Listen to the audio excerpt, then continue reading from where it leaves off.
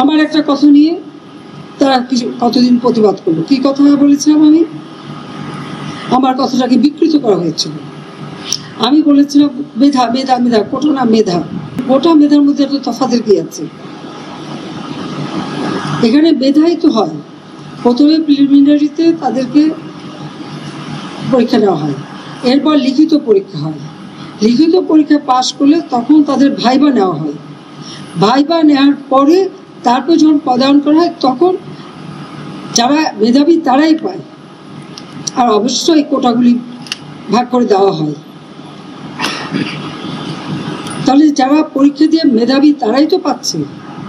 সেই সূত্রে আমি বলেছিলাম যে কি মেধাবী কি শুধু মানে মুক্তিযোদ্ধা পরিবারের সন্তান সন্ততিরা কি মেধাবী না? তাহলে মেধাবী কি শুধু ওই রাজাকারের ছেলে মেয়ে? এটা বলার সাথে সাথে তাদের স্লোগানটা কি?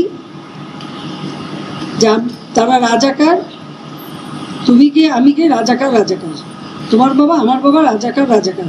তার মানে তারা নিজেদেরকেই রাজাকার হিসেবে পরিচয় দিল। আমি তো তাদের রাজাকার বলিনি।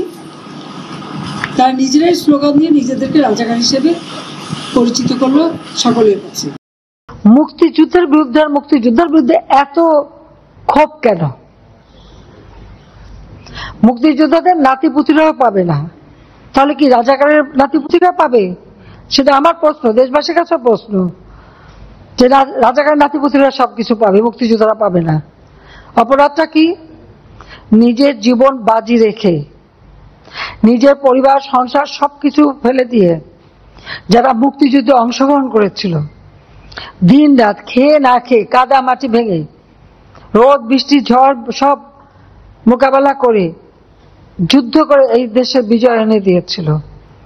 আর বিজয় এনে দিয়েছিল বলেই না আজকে সবাই উচ্চ পদে আসীন, আজকে গলাবারে কথা বলতে পারছে। নইলে তো ওই পাকিস্তানিদের বুটের লাথি খেয়ে চলতে হতো।